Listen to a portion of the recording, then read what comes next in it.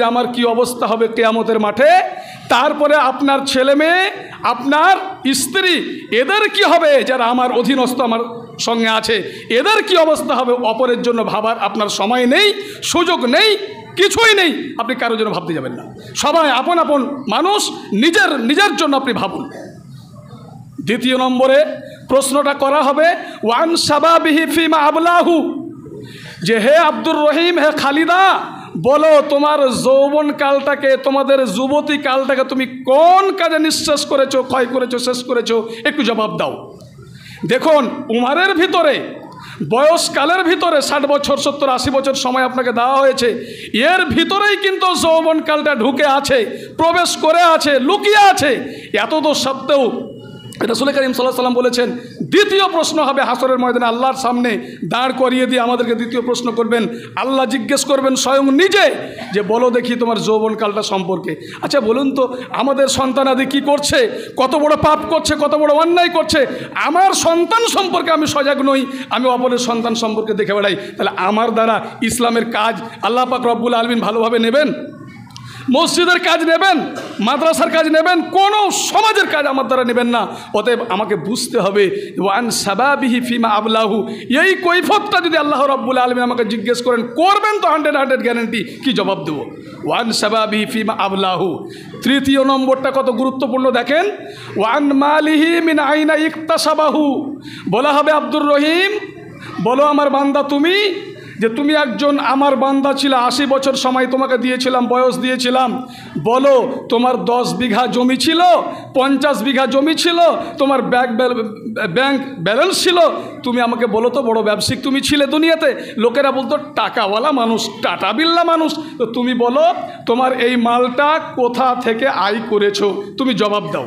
আমি গত জুমাতে আমার গ্রামও বলেছি, আমার গ্রামে ইমামতি করি 13 বছর থেকে, গত জমাতে বলেছি, যদি থানার ওসি ডাক দেয় আমাকে, আর যদি আমাকে জিজ্ঞেস করে বলুন মাওলানা সাহেব আপনি আপনার মালের হিসাব দেন, আমি যদি মালের হিসাব না দিতে পারি তো আমি মানুষই নই, আমি মানুষই নই, মানুষ নামে কলঙ্ক।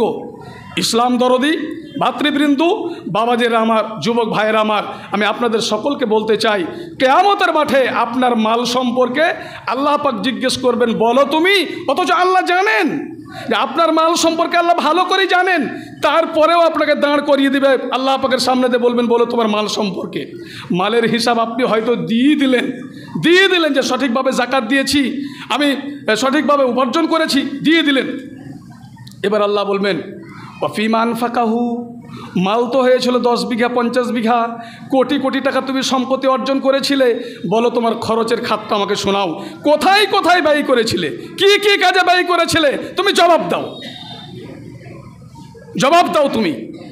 সেই দিন যদি আমি আপনারা জবাব দিতে না পারি, তাহলে ওইখানেই ফেঁসে গেলাম, ওইখানেই ধ্বংস হয়ে গেলাম, ওইখানে শেষ হয়ে গেলাম, আমার আপনার আর অস্তিত্ব সেখানে থাকবে না।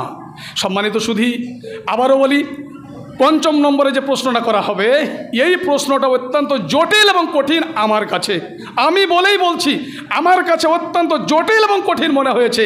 যে ওমাদ আমিলা ফিমা আলিমা, বলো তো আব্দুল আখের, বলো, লোকেরা তোমাকে বলতো বড় মাওলানা, বড় শাইখুল হাদিস, অমুক তমুক অনেক কিছু করতো, বলো তোমার বিদ্যার উপরে তোমার আমল ছিল, তোমার পড়াশোনার উপরে আমল ছিল, তুমি বলো। সম্মানিত ভাইরা আমার, যদি আপনার পড়াশোনার উপরে আমল থাকে, আপনার আমল যদি সঠিক থাকে, হাদিসের ওপর যদি দরদ মায়া মমতা ভক্তি থাকে, ইসলামের ওপর দরদ মায়া ভক্তি থাকে, তাহলে আপনি যখন ইসলামের কাজ করবেন, সম্পূর্ণ মানুষ আপনার কাছে থাকবে না, কিন্তু ইসলামের খিদমত আল্লাহ রাব্বুল আলামিন আপনার কাছে নেবেন, ভালোভাবে নেবেন। অতএব আপনাদের অনুরোধ জানাচ্ছি যে আপনারা যে যতটুকু পড়াশোনা করেছেন, যে যতটুকু জ্ঞান অর্জন করেছেন, আপনাদেরকে সেই জ্ঞান অনুযায়ী আমল করতে হবে, এটা ফরজে আইন। মাওলানা সাহেব বলেছিলেন, মাওলানা মুর্তজা ইসলাহি সাহেব আপনাদের খুব কাছের মানুষ, এই জামাতের বা এই মসজিদের দীর্ঘদিন ইমাম ছিলেন, তিনি বলেছিলেন যে আপনারা সকলেই নিজেকে চিনতে শিখুন, আমি কে। তাহলে এই যে 5টি প্রশ্ন কিয়ামতের দিন করা হবে আমাকে আপনাকে, এই 5টি প্রশ্ন কি অত্যন্ত জটিল ও কঠিন নয়? অত্যন্ত জটিল ও কঠিন।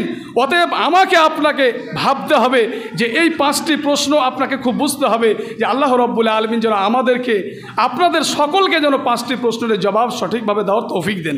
আমরা সকলেই বলি আল্লাহুম্মা আমিন, আল্লাহুম্মা আমিন। এবার আপনাকে বলবো, কিয়ামতের মাঠে আল্লাহ রাব্বুল আলামিন আমল নামাটা আমার সামনে পেশ করবেন। কি বলে? উদিয়াল কিতাব। আল্লাহ রাব্বুল আলামিন আমল নামাটাকে রাখবেন আমার আপনার সামনে। আমল নামা যখন রাখবেন, বুঝলেন, তখন নবী সাল্লাল্লাহু আলাইহি সাল্লামকে সম্বোধন করে আল্লাহ রাব্বুল আলামিন বলেছেন, নবী হ্যাঁ, তখন তুমি দেখবে মানুষেরাকে ফাতারাল মুজরিমিন মুসফিকিনা মিম্মা ফি, মানুষের সামনে যখন আমল নামাটা রাখা হবে, ওই সময়তে মানুষেরা জল জল করে দেখতে পাবে যে আমল নামাতে কী কী লেখা আছে, আমল নামাতে কী কী লেখা আছে দেখতে পাবে। ওই সময় মানুষ আপনার দেখার পরে প্রত্যেক মানুষ দেখবে, আর তখন ভীত সন্ত্রস্ত হয়ে যাবে, অত্যন্ত ভয়ে কাঁপতে থাকবে, থরথর থরথর করে কাঁপবে, আর বলবে, কি বলবে? ওয়ায়াকুলুনা ইয়া ওয়াইলাতানা মা লিহাযাল কিতাব লা ইউগাদিরু সাগীরাতান ওয়ালা কাবীরাতান ইল্লা হাসাহা। সেই দিন বলবে, হায় আফসোস, হায় আফসোস, আমি একজন দুর্ভোগ, আমি একজন অভাগা, আমি একজন হতভাগা। হায় আল্লাহ রব্বুল আলামিন, এটা কেমন পুস্তক, কেমন আমল নামা, কেমন কাপি, কেমন খাতা, কেমন রেজিস্টার যে রব্বুল আলামিন যে আমার ছোট পাপও লেখা আছে, বড় পাপও লেখা আছে। সম্মানিত ভাইরা আমার, ভাবজিরা আমার, ভালো করে শুনুন, সেই দিন কি অবস্থা হবে। ওয়াজাদু মা আমিলু হাদিরা, মানুষেরা যা আমল করেছে, মানুষেরা যা আমল করবে, সমস্ত আমলটা উপস্থিত পাবে তার সামনে, সমস্ত আমলটা উপস্থিত পাবে সে তার সামনে। সেই দিন আল্লাহ রাব্বুল আলামিন বলবেন, হে দুনিয়ার মানুষ শোনো, ওয়ালা ইয়াযলিমু রাব্বুকা আহাদা, তোমার রব, তোমার পালন করতে এমন একজন, তোমার প্রভু এমন একজন, তোমার সত্তা, যে আল্লাহ রাব্বুল আলামিন তোমার উপরে বিন্দু পরিমাণে জুলুম করবেন না, অত্যাচার করবেন না। এখন আমি যতই বজ্রকণ্ঠে কথা বলি, যতই আমি যাই করি, আল্লাহ রাব্বুল আলামিন বলেছেন, যদি তোমার নেক আমল থাকে, সৎ আমল থাকে, তাহলে তুমি জেনে রাখো তোমার উপর তো জুলুম হবে না, পৃথিবীর কোনো মানুষের উপর জুলুম হবে না, তোমার আল্লাহ রাব্বুল আলামিন করবেন না। অতএব সূক্ষ্ম যেটা বিচার, সঠিক যেটা বিচার, সেই বিচারটা তোমার আল্লাহ রাব্বুল আলামিন করবে, এটা আল্লাহ নিজে বলেছেন।